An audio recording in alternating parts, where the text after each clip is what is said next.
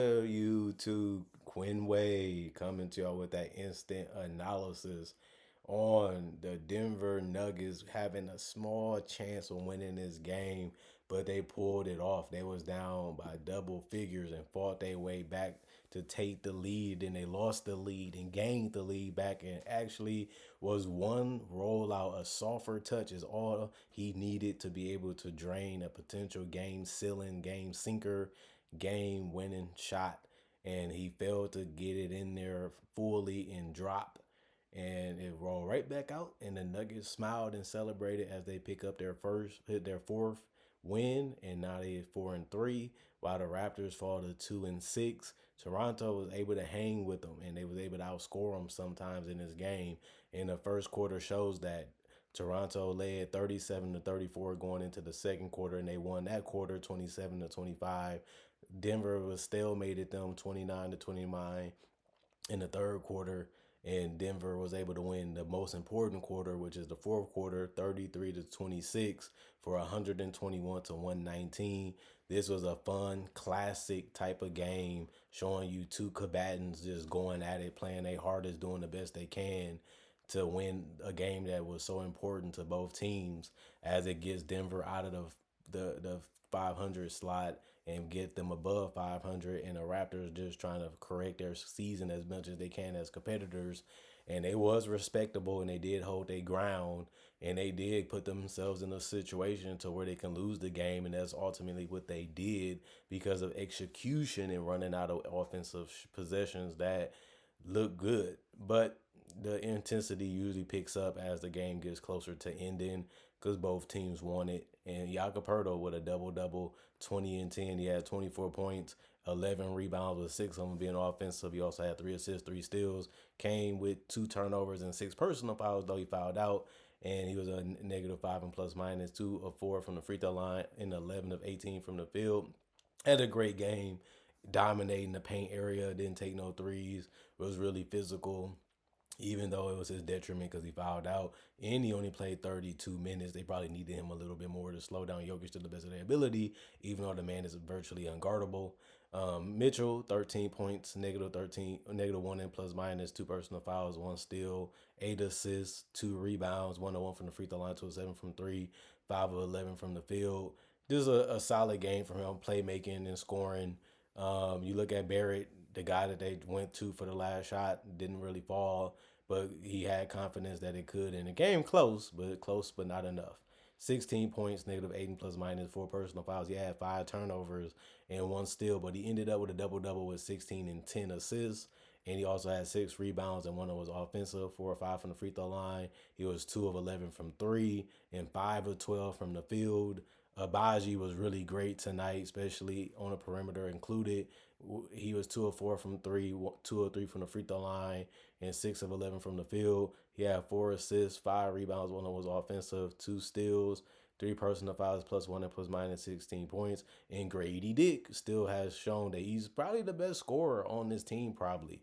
26 points for him, plus one and plus minus, four turnovers, two blocks, three steals, five assists, two rebounds, 2 of 2 from the free throw line, 4 of 9 from three, 10 of 20 from the field, 50%, and shot the ball real well, even from three. Boucher and the bench didn't really do much tonight.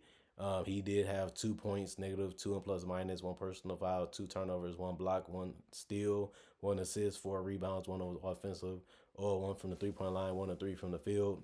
Bruno Fernando was had 2 points, plus six and plus minus, one personal foul, one assist, 101 from the field. Battle, 5 points, negative six and plus minus, one personal foul, two rebounds. One was offensive, 1 of 4 from three, 2 of 6 from the field. Mo Magbo, 4 points, negative four and plus minus, two personal fouls, two assists, five rebounds, three was offensive, or two from the free throw line, 2 of 4 from the field, and Shed, 8 points, negative two and plus minus, four personal fouls for him, one steal, three assists. He did have two rebounds, 1 of 1 from the free throw line, 1 of 1 from three, 3 of 4 from the field. And Walter, 3 points plus 10 and plus minus three personal fouls, one assist, two rebounds. One was offensive, one or two from three, one or four from the field. And Tempo didn't play coach's decision. They did shoot 47 of 103, 45%, 13 to 39, 33%, 12 of 18, 66%. They grabbed 41 rebounds, 38 assists, which is a whole lot for a team. 12 steals also with three blocks and 13 turnovers and 27 personal fouls. But Denver figured out how to come out victorious on the other end of the court.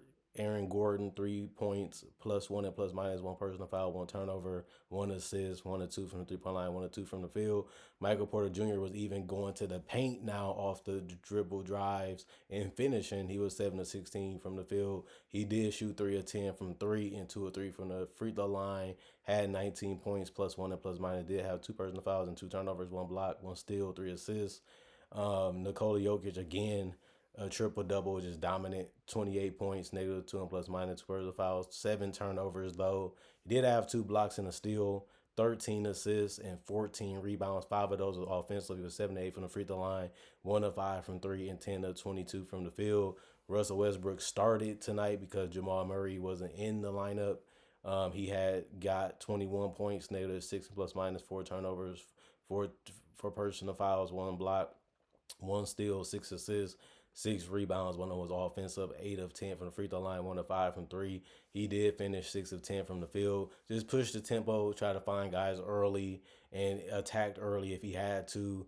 This is a really decent game from him. Braun, 17 points, plus five and plus minus two personal fouls, one steal, four rebounds, one of offensive, 2 of 4 from the free throw line, 1 of 2 from three, 7 of 11 from the field. He was really attacking in transition and semi-transition and just did a good job getting to the basket and finishing. And this is basically around that range that you expect him to be able to score and be a difference maker, and he continues to play that role perfectly. Najee, 2 points, negative two and plus minus, one block, one assist. One of was offensive, 0-1 from 3 point line, 1 of 3 from the field. Tyson was 0-1 from the field, 0-1 from three, one rebound, one steal, one block, two personal fouls, negative two and plus minus 0 points. Watson, 16 points, plus nine and plus minus five personal fouls, one turnover, three blocks, two steals, one assist, three rebounds. One of was offensive, 7 and 9 from the free throw line, 1 or 2 from three, 4 or 7 from the field. Him and Strother did a really, really good job of mixing it up and just helping the team out in other areas. DeAndre Jordan was 101 from the field, which was a dunk. He played 6 minutes, four rebounds, one of was offensive, one assist, one block, one turnover, one personal foul, plus three and plus minus 2 points. And Strother was really great tonight with those two rebounds and three assists and two steals and a block and one turnover. He had two personal fouls plus two and plus minus 13 points. He also had 2 of 4 from three, even made a crucial one that really made a difference. Went to comeback attempt and 4 of 10 from the field overall. The rest of the guys did not play coach's decision or they was already ruled out before the game started. 41 of 83, 49% from the field, 10 of 32, 31% from three, 29 of 38, 76% from the free throw line, 44 rebounds, 29 assists, 9 steals, 10 blocks, 17 turnovers, and 21 personal fouls, and they had 121 points. Denver continues to show you that you just need the fundamentals and the basics to put yourself in a position to win games. And when you have a guy like Jokic that understands the game at the highest level and knows when to pick his spots, when to score, when to pass, and when to be out the way completely on offensive possessions to give you a high chance of winning. And I just think that this team is going to continue to figure out how to win ugly, close, rock fight games throughout the entire season just because they have a guy that most people can't cover or guard or do anything with, and that just open it up for everybody else to just feed off of it. And the positive energy goes through the roof, and it just makes them feel like they have superpowers and abilities that they didn't know they had unlocked or they can do because that's how well Jokic is as a playmaker and that's how good he is on the boards and that's how good of an offensive player he is in general. So Jokic hasn't really did anything that surprised me, but carried the load of the team that he felt that he can carry. And he said, as long as he felt like they a title contender, as long as they contended for championships, he's going to be happy and not complain. And you can tell because he was a super max available player and he took it. And this is what he has left, and he making what do what he has. And He's really been fantastic, phenomenal, absolutely outstanding all season and in the preseason. Even though their record wasn't good in preseason, they showing you that they can compete with anybody, they can hang with anybody, and they're not fearing anybody. Even though they're not a team that they were 2 years ago, even last year, but now they're relying on younger players, quicker players, more better athletes, and it's working to a certain extent because they is above 500. It just shows you that they have lost a lot of guys, and it's showing you that they're more beatable. They're a team that you respect when you go against them, but you have a lot more confidence that you can go in and escape the going to Denver or playing them on the road with a win. And that's something that you really couldn't say 2, 3 years ago. Now it's something that's reality each and every time you play against them. Well, they got Jokic, and if we figure out how to make him a scorer and not keep everybody else cutting, diving, and getting open shots, then we have a huge chance of beating them. And that just wasn't the case because he always had other guys that can do more or do anything else. Or you have Jamal Murray being able to torch you from the perimeter and also be able to hit a floater or a layup, and you just couldn't guard it because you have Porter and Gordon and those guys coming off the bench to be able to carry some of that weight too. So it wasn't all on Jokic compared to how it is now.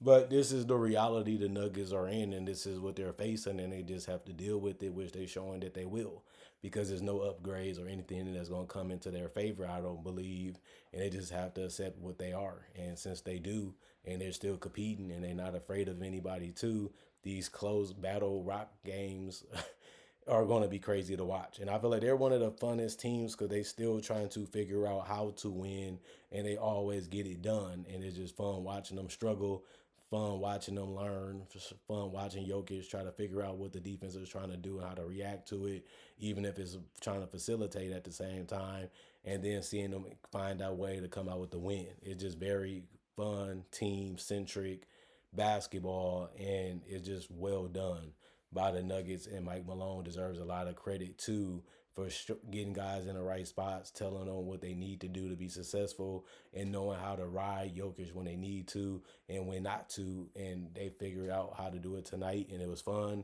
and it was beautiful to see how the Nuggets play basketball at a high level and how their style is just so unique. And it kind of do remind you of living over there because I'm a guy that has been to Denver and spent multiple days in Denver when I visited there.